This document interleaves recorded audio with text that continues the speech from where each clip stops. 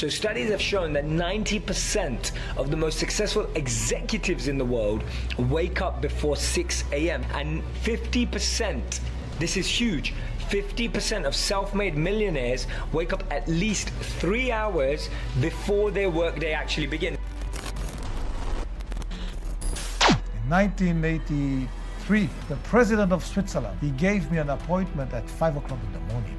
He said, listen, you work 200 days a year. You work 2 hours more than all your competitors. 300 days, 2 hours more, that's 600 hours. If you work 600 hours more, divided by 40 hours per week, that's 15 weeks. Can you imagine 15 weeks? By working only 2 little hours more per day, only during 300 days, that gives you 4 months ahead of competition. That's why you are here at 5. Because from now on, I want you every morning to be at 5 o'clock in your factory. Thank you, Beaver. Bye. So I went to my office. And it was the first time in my life that I was around 5:30 in my office. And since then, I said, the president is right. 4 months ahead by 2 small hours or more. So from now on, I will be every morning at 5 in my factory. And every morning at 5, I was in my factory. And when I have a lot to do, sometimes it's 3 o'clock, sometimes it's 4, sometimes it's 5, sometimes it's also 6. You mean to tell me I could be a multimillionaire by getting up at 3 o'clock in the morning? I do it every day, and guess what? When I get my paper, I take a nap when I'm tired. I just gotta get up at 3 and get all my work done before y'all get up. I just gotta make all my phone calls while y'all partying. I'm talking procrastination is killing America. It's killing it. If you could fix procrastination, what would your life be like? People like E.T., I wanna do what you do. No, you don't, I'm my own boss. When I worked at Michigan State, I had to be to work at 9 o'clock. When I work for myself, I get up at 3. You don't get off. You stop when the work is done. I got up the other day like at 3 o'clock in the morning, and I woke up and I was just walking around I was like, I'm so tired. You got up, it's 3. No, what you don't want to do is the grind, but you're up. You go back to sleep because all you gotta do is stop going to sleep, and then you gonna stop going to sleep. All you gotta do is stop fussing and cussing, and you're gonna stop fussing and cussing.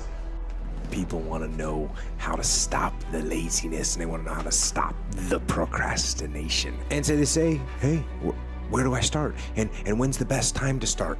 And I have a very simple answer for that. Here and now. That's it. You want to improve, you want to get better, you start right here. And when do you start? You start right now. You initiate the action aggressively. You go. Because the idea isn't going to execute itself. You have to do it, and you have to do it now. Take that first step and make it happen. Isn't it about time you become that person you knew you always could be? How do you do that? You break the mold, guys. You get the out of bed when it's cold, when it's early. You do something away from the normality of what you've been doing. Doing the same thing, expecting a different result doesn't work that way. You must switch up the mainframe. Switch it up if you want a different result, man. Shock the system. Start with an earthquake, man. What I mean by that is, yeah, get up at 4 in the morning one day and go for a run and see how you feel.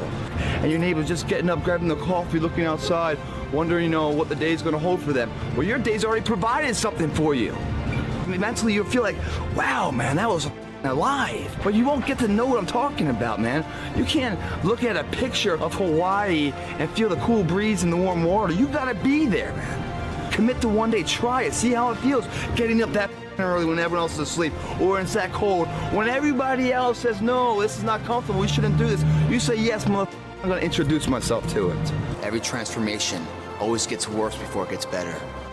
Hustle is putting it all on the line. Hustle is waking up one day, the day before you die, and realizing you gave it your all into the parenting of your children, the building of your businesses, the philanthropy that you wanted to do. Whatever you define, it's just, all in, emotionally and executionally, in theory and strategy and in execution. I believe work ethic is important if you want to achieve hyperbolic success. I'm not worried about how much sleep they get. I'm worried about what they do while they're awake. I'm fascinated by people who say, I hustle, I sleep 4 hours, but then watch 3 hours of YouTube videos a day. I recommend that you go to bed earlier, because what are you doing at night most of the time? Most of the time at night, you're not working on anything super productive. You're just winding down and watching stupid YouTube videos or surfing the internet, reading clickbait stories, right? Don't do that. Instead, go to sleep, and then wake up early. So that gives me the opportunity to do things that I need to get done for myself. And it doesn't feel good at 4:30 when you get up, but I get up and get out of bed. See, sleep and waking up early isn't just about the time you wake up.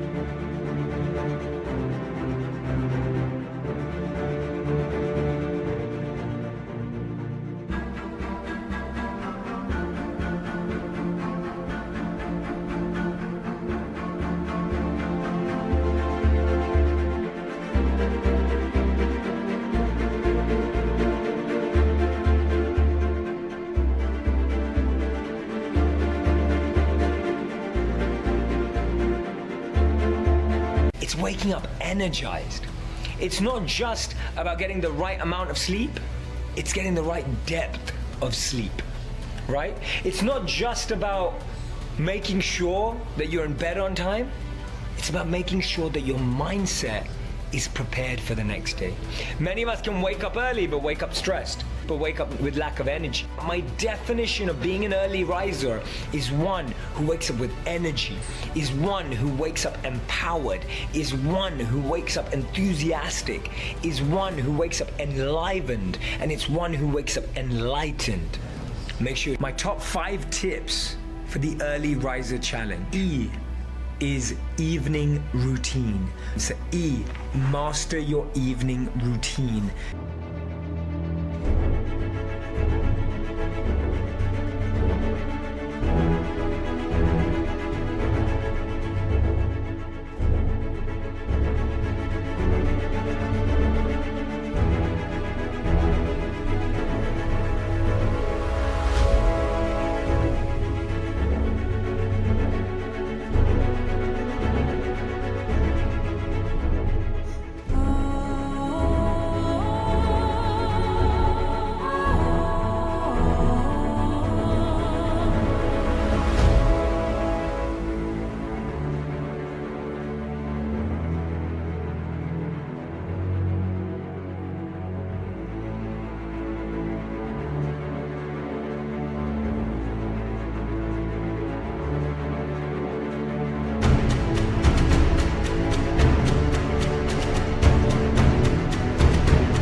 Focus on making it a big priority with a small change. You may just try for the next few days to read a book before you go to sleep. You may just try to not look at your phone, right? Whatever it may be, whichever one it is.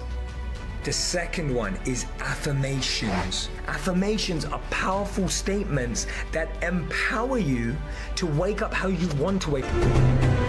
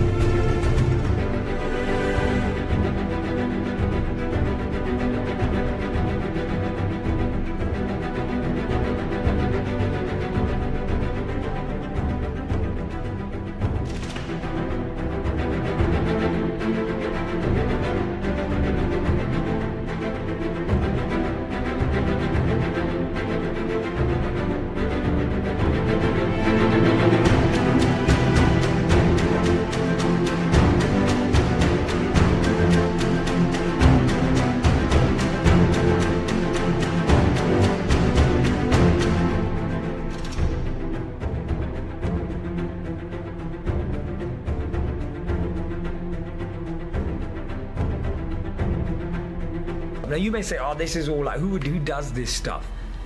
You know what? A lot of successful people do.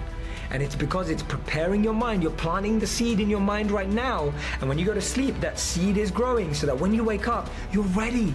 I've done it so many times. I wake up saying to myself, I'm gonna wake up feeling excited about meditation tomorrow, right? So the third thing that you have to focus on being an early riser is your reminders. When you wake up and you need to write your to-do list in the morning, what you've just done is you've taken your world, you've taken your life from when it should be in rest mode while you're still waking up, you've taken it into work mode.